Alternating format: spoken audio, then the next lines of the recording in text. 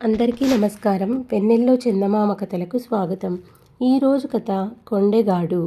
బ్రహ్మదత్తుడు కాశీ రాజ్యాన్ని పరిపాలించే కాలంలో బోధిసత్వుడు మగధ దేశంలోని ఒక గ్రామంలో మాగుడనే ఒక క్షత్రియ కుమారుడుగా జన్మించాడు. ఆ గ్రామంలో 30 గడప ఉండేది. గ్రామ వ్యవహారాలు చర్చించటానికి 30 ఇళ్ల మగవాళ్ళు రచ్చపట్టులో సమావేశమవుతూ ఉండేవారు. ఈ గ్రామస్తులు నీతి నియమాలు లేనివాళ్ళు. దొంగతనాలు, హత్యలు మొదలైనవి చేసి లంచాలతో గ్రామాధికారుల నోర్లు మూయిస్తుండేవాళ్ళు. ఈ రచ్చపట్టుకు ఆలనా పాలనా లేదు. చెత్తాచెదారము ఉండేది. ఇది చూసి మాగుడు తన కోసమని కొద్దిమేర శుభ్రం చేసుకున్నాడు. కానీ ఆ ప్రదేశాన్ని మిగిలిన వారిలో ఎవరో కాజేసి స్వంతం చేసుకున్నారు. మాగుడు మరొక జాగా శుభ్రం చేసుకున్నాడు. దాన్ని కూడా ఇంకెవరో ఆక్రమించుకున్నారు. ఈ విధంగా మాగుడు ఓపికతో రచ్చపట్టంతా శుభ్రం చేశాడు. ఆ తరువాత అక్కడ నీడగా ఉండేటందుకు ఒక పందిరి వేశాడు. ఇందువల్ల గ్రామస్తులందరికీ చాలా సుఖం చేకూరింది. మాగుడు ప్రవర్తన 30 ఇళ్ల మగవారిని ఆకర్షించింది. వారంతా అతని నాయకత్వం ఆమోదించి గ్రామసేవలో నిమగ్నులయ్యారు. అందరూ కలిసి సమావేశాల కోసం ఒక పెద్ద మందిరం నిర్మించి తాగేటందుకు నీరు కూడా ఏర్పాటు చేశారు. అది మొదలు వారు మాగుడు వద్ద పంచశీలాలు నేర్చుకుని సద్వర్తనులై మెలగసాగారు. వారు రోజు రహదారులు చదును చేసేవారు. వచ్చేపోయే రథాలకు అడ్డుగా ఉండే చెట్ల కొమ్మలను నరికేవారు. గుంటలు పూడ్చేవారు. చెరువులు తవ్వేవారు. తేమ ప్రదేశాల మధ్య నడిచేందుకు ఎత్తైన కట్టలు వేసేవారు. వారికి మాగుడు మార్గదర్శి, నాయకుడు అయ్యాడు. ఆ ఊరికి ఒక గ్రామాధికారి ఉన్నాడు. ఊళ్ళో ఉండే యువకులు తాగుబోతులుగా, జూదరులుగా, హంతకులుగా నీతిమాలి ప్రవర్తించుతూ ఉన్న కాలంలో ఈ అధికారి సందు దొరికినప్పుడల్లా లంచాలు లాగి లంచాలివ్వని వారికి జరిమానాలు వేసి పుష్కలంగా సంపాదించాడు. కానీ ఊరి కుర్రవాళ్లకు మాగుడు నాయకుడై వారు సన్మార్గం అవలంబించిన నాటి నుంచి గ్రామాధికారి సంపాదన సన్నగిల్లింది. అందుచేత ఆ అధికారి రాజుగారి వద్దకు వెళ్ళి, మహారాజా, మా గ్రామంలో అరాచకం బలిసిపోయింది.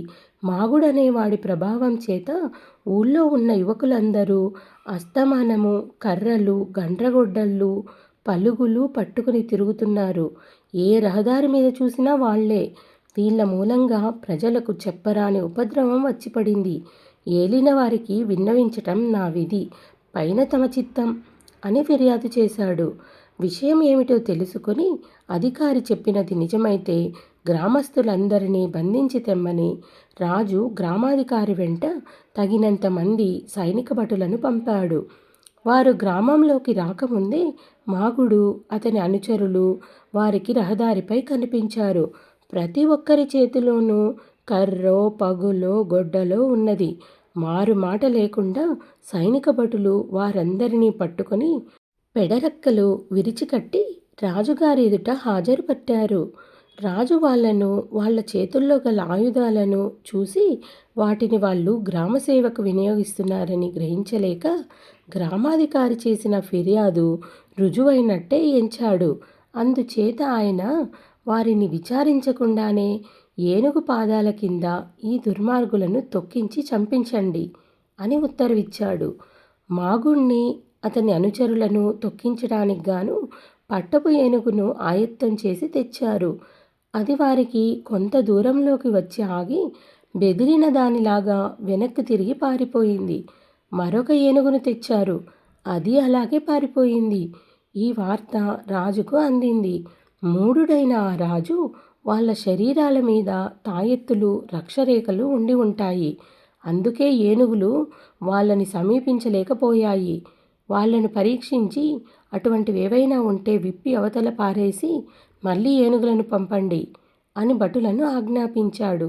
కానీ ఎవరి వంటి మీద కూడా ఒక చిన్న తాయెత్తు కూడా లేదు.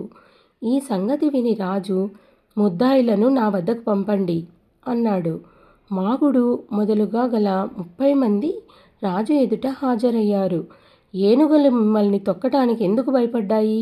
మీరేదో మంత్రతంత్రాలు చదువుతూ ఉండి ఉంటారు. నిజమేనా? మీకేమైనా మంత్రాలు వచ్చునా? అని రాజువారిని ప్రశ్నించాడు. ఆ ప్రశ్నకు మాగుడు ఈ విధంగా సమాధానం చెప్పాడు. మీరన్నది నిజమే మహారాజా. మా దగ్గర గొప్ప మంత్రం ఉన్నది. దాన్ని మించిన మంత్రం ప్రపంచంలో మరేదీ లేదు. ఏమిటా మంత్రం? అని రాజు ఆత్రంగా అడిగాడు. మాలో ఒక్కరు కూడా జీవహింస చెయ్యరు. ఒకరివ్వని వస్తువును తీసుకోరు. తప్పుడు ప్రవర్తనలకు దిగరు. అబద్ధాలు ఆడరు. మేమెవరము మత్తు కలిగించే పదార్థాలు తాగము. మేము జీవులను ప్రేమిస్తాము. భూతదయ ఆచరిస్తాము. మేము దానాలు చేస్తాము. దారులు బాగు చేస్తాము. చెరువులు తవ్వుతాము. సత్రాలు కడతాము. ఇదే మా దగ్గర ఉండే మంత్రం. ఇదే మా బలం అన్నాడు మాగుడు. అది విని రాజు నివ్వెరపోయి, ఇదేమిటి, మీరు దారులు కాస్తారని, మీ దగ్గర ఉండే ఆయుధాలతో ప్రజలను భయపెట్టి డబ్బు దోచుకుంటారని విన్నానే, అవేమీ నిజం కాదా అన్నాడు. మీరు ఇతరులు చెప్పినది విని నమ్మారు గాని నిజానిజాలు విచారించలేదు అన్నాడు మాగుడు. మీరు పలుగులతో గండ్రగొడ్డులతో మా భటులకు దొరికారు. అందుచేత విచారించడం అనవసరమనిపించింది అన్నాడు రాజు మరింత ఆశ్చర్యపడుతూ.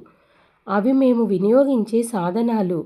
రహదారుల పక్కన ఉండే చెట్లు కొమ్మలు దారికడ్డంగా ఉంటే గొడ్డలతో నరుకుతాం.